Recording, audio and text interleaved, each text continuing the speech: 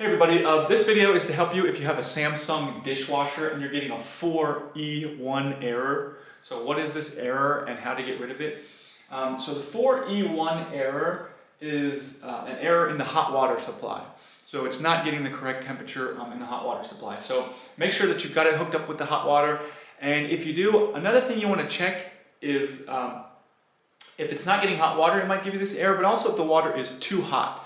So if the water is over about 80 degrees Celsius, this can damage the parts of the dishwasher, so you'll also get this error. So if you're getting too hot water, you might actually need to turn the water down at your water heater in order to get rid of this error, because the water going into the dishwasher is too hot. So and if you're able to sort out the water supply temperature, you should be able to get rid of this error.